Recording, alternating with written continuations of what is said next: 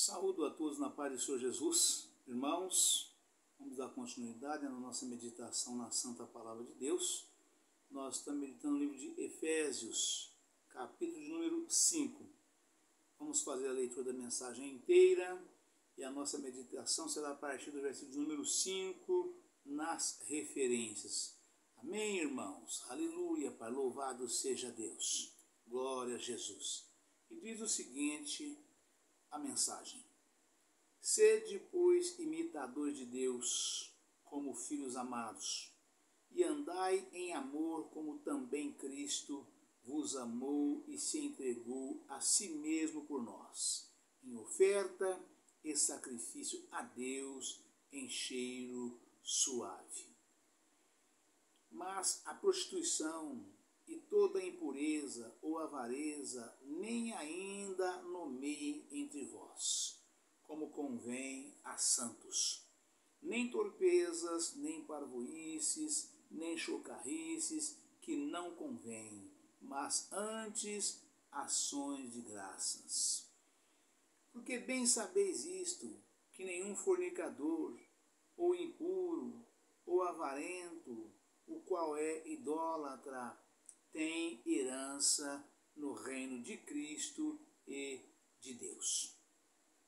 Ninguém vos engane com palavras vãs, porque por essas coisas vem a ira de Deus sobre os filhos da desobediência. Portanto, não sejamos seus companheiros. Portanto, não sejais seus companheiros, porque noutro tempo erais trevas, mas agora sois luz no Senhor. Andai como filhos da luz, porque o fruto do Espírito está em toda bondade e justiça e verdade, aprovando o que é agradável ao Senhor. E não comuniqueis com as obras infrutuosas das trevas, mas antes condenai-as, porque o que eles fazem em oculto, até dizê-lo, é torpe. Mas todas essas coisas se manifestam sendo condenadas pela luz, porque a luz tudo manifesta. Pelo que diz, desperta, ó tu que dormes, levanta-te dentre os mortos, e Cristo te esclarecerá. Portanto, vede prudentemente como andais, não como nécios, mas como sábios, remindo o tempo, porquanto os dias são maus, pelo que não sejais insensatos, mas entendei qual seja a vontade do Senhor. E não vos embriagueis com vinho, em que há contenda, mas enchei-vos do Espírito, falando entre vós com salmos, e hinos, e cânticos espirituais, cantando e salmodiando ao Senhor no vosso coração. Aleluia, Pai, louvado seja Deus. Dando sempre graças por tudo a nosso Deus e Pai, em nome de nosso Senhor Jesus Cristo, sujeitando-vos uns aos outros no temor de Deus. Os deveres domésticos, vós mulheres, sujeitai-vos a vosso marido como ao Senhor, porque o marido é a cabeça da mulher, como também Cristo é a cabeça da igreja, sendo ele próprio o Salvador do corpo. De sorte que assim como a igreja está sujeita a Cristo, assim também as mulheres sejam em tudo sujeitas a seu marido. Vós, maridos, amai vossa mulher, como também Cristo amou a igreja e a si mesmo se entregou por ela, para a santificar, purificando-a com a lavagem da água pela palavra, para apresentar a si mesmo igreja gloriosa, sem mácula, nem ruga, nem coisa semelhante, mas santa e irrepreensível. Assim devem os maridos amar a sua própria mulher, como a seu próprio corpo. Quem ama a sua mulher, ama a si mesmo, porque nunca ninguém aborreceu a sua própria carne. Antes a alimenta e sustenta, como também o Senhor a igreja. Porque somos membros do seu corpo. Por isso deixará o homem seu pai e sua mãe, e se unirá à sua mulher, e serão dois numa carne. Grande é este mistério, digo-o, porém, a respeito de Cristo e da igreja. Assim também vós, cada um em particular, ame a sua própria mulher como a si mesmo, e a mulher reverencie o marido. Amém, irmãos? Aleluia, Pai, louvado seja Deus. Irmãos, nós vamos nesse momento, fazer então a meditação nas referências. Nós esbarramos no vídeo de ontem, no versículo de número 5, nas referências, Nós vamos dar sequência hoje a partir do versículo de número 5, evidentemente, tá certo? Que diz o seguinte, o versículo de número 5, nas referências. Bem sabeis isto, o apóstolo Paulo sabia, bem como os efésios, com certeza absoluta, que todos os indivíduos, quer dentro da igreja, quer fora dela, sendo imorais, impuros ou avarentos, isto é, amando as coisas do mundo mais do que a Deus, estavam fora do reino de Cristo. Os profetas do Antigo Testamento assim ensinaram com forte convicção. Ver em Jeremias, capítulo 8, versículo 7, nota. Jeremias, capítulo 23, versículo 17, nota. Ezequiel, capítulo 13, versículo 10, nota. Bem como os apóstolos e a igreja do Novo Testamento. Ver em 1 Coríntios, capítulo 6, versículo 9, nota. Gálatas, capítulo 5, versículo 21, nota.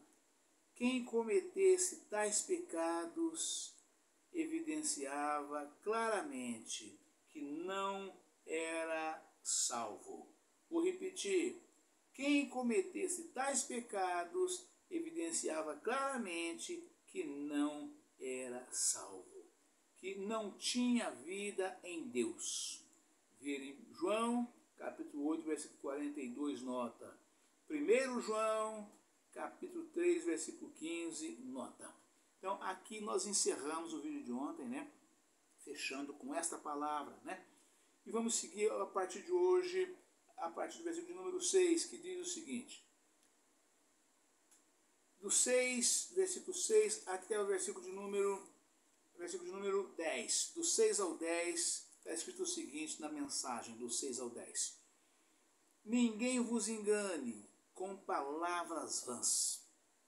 Ninguém vos engane com palavras vãs. Paulo sabia, glória a Deus, Lord Jesus, porque por essas coisas, ninguém vos engane com palavras vãs, porque por essas coisas vem a ira de Deus sobre os filhos da desobediência. Aleluia, Pai, louvado seja Deus. Portanto, não sejais seus companheiros, porque no outro tempo erais trevas, mas agora sois luz no Senhor. Andai como filhos da luz, porque o fruto do Espírito está em toda bondade e justiça e verdade, aprovando o que é agradável ao Senhor. E não comuniqueis com as obras infrutuosas das trevas, mas antes condenai-as. Ou seja, andemos em santificação de corpo, alma e espírito, e não misturarmos com os que praticam as obras das trevas, Ainda que trabalhamos juntos, que convivemos juntos, que moramos na mesma casa, mesmo bairro, mesma rua, mesmo quarteirão, mesma cidade, mas fora do nosso trabalho, nós estamos ali trabalhando, dedicado à nossa empresa, né? Fora disso, não tenhamos comunhão com essas pessoas, em hipótese algumas, praticando as obras das trevas. O que é a obra das trevas, pastor Israel? Bebedice, chocarrice, comedice, glutonaria, prostituição, adultério, né? Tudo isso são obras das trevas, né? Tititis, disse-me disse, né?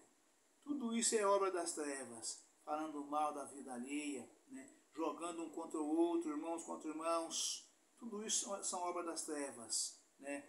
Roubando, os assaltos, os roubos, os vícios, todo tipo de vícios, tudo isto é obra das trevas, que a palavra de Deus nos orienta, nos alerta, nos exorta, né? Através do divino Espírito Santo do Senhor, para nós não comunicarmos com eles nas obras das trevas, né? Nós não temos nenhuma comunhão com eles nas obras das trevas, né? Então são tudo isso que eu falei aqui e muito mais outras coisas que não dá tempo de falar aqui agora, né? Engano, capítulo 5, versículo 6. Paulo sabia que alguns falsos mestres diriam aos efésios que não precisavam temer a ira de Deus contra eles, né? Ou seja, o pastor da igreja vai e prega a igreja, sem exceção, né? Que o homem precisa temer a Deus, né? Salmo 111, versículo 10. O temor do Senhor é o princípio da sabedoria.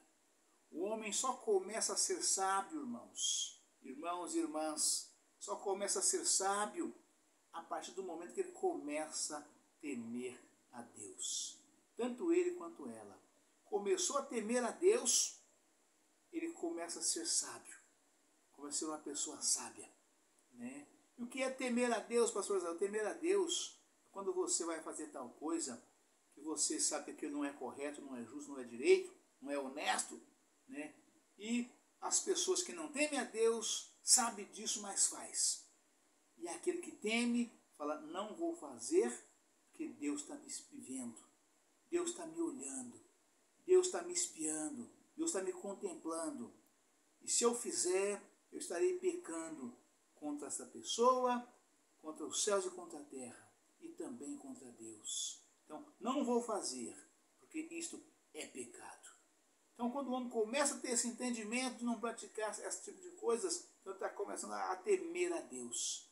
E Paulo temia, Paulo sabia, né, que ele virando as costas, saindo dali, viria os falsos mestres, os falsos profetas, os falsos irmãos, os falsos crentes, né, tentando colocar caraminhola na cabeça dos irmãos. Ou seja, retirando a boa semente que foi plantada e tentando colocar ali as más sementes. Imagina, o que é isto? Isso é bobagem, isso é doutrina de homem, isso não tem importância não.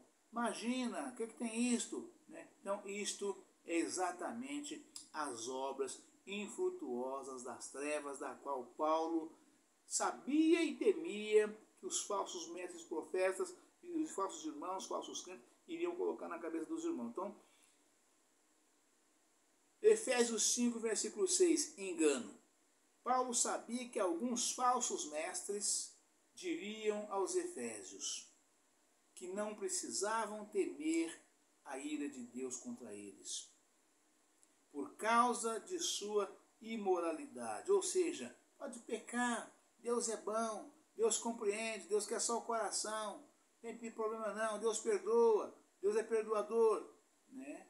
E Paulo temia que eles viessem fazer esse tipo de coisa, de afirmamento, afirmação contra os irmãos da igreja, né? Aleluia, Pai, né? Paulo sabia que alguns falsos mestres diriam aos efésios que não precisavam temer a ira de Deus contra eles, por causa de sua imoralidade. Por isso ele os admoesta. Ninguém vos engane. Fica claro aqui que alguém pode ser enganado e portanto, a ponto de ser enganado, a ponto de crer que pessoas imorais e impuras têm herança no reino de Cristo. Né? E não tem. Né? Pessoas impuras, pessoas imorais, que praticam engano, não têm herança no reino de Cristo e de Deus.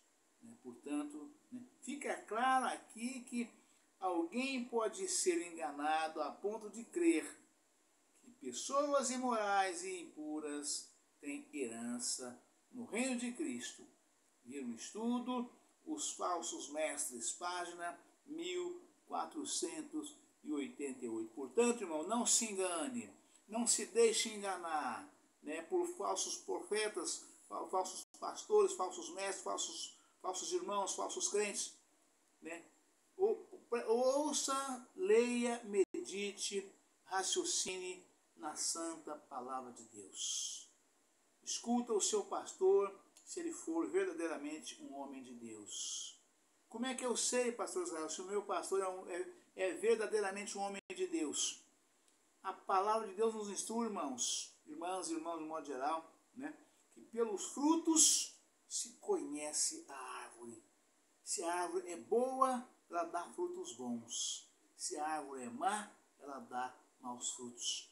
Então é só você conhecer quem é o seu pastor, como é que ele anda, como é que ele vive, as coisas que ele faz, como é que... O primeiro lugar de você tentar conhecer o seu pastor, irmãos, é conhecer a família dele, a esposa e os filhos, e ver como ele é com a sua esposa, como ele trata a sua esposa, como é que ele trata os seus filhos, como é que a esposa trata ele, qual o tipo de respeito ou repúdio que ela tem por ele, né?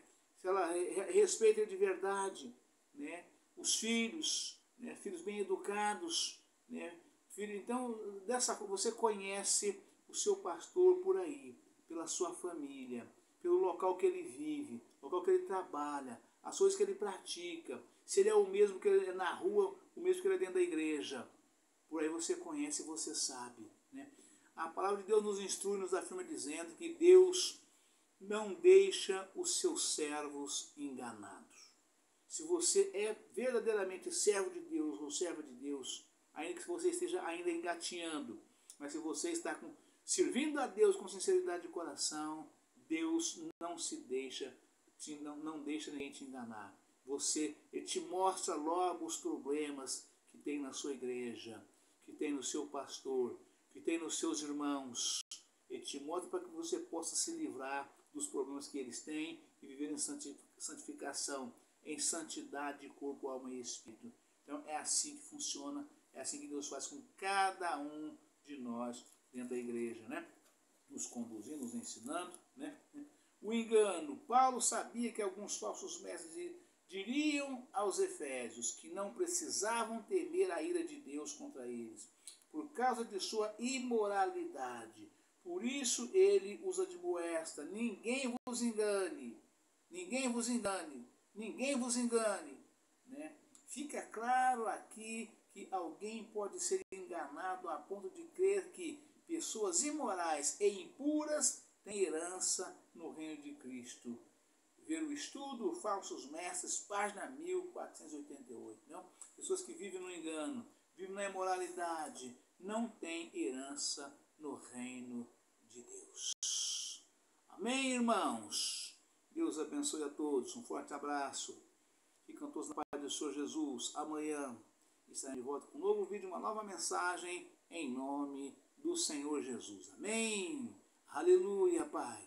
Louvado seja Deus. Glória a Jesus.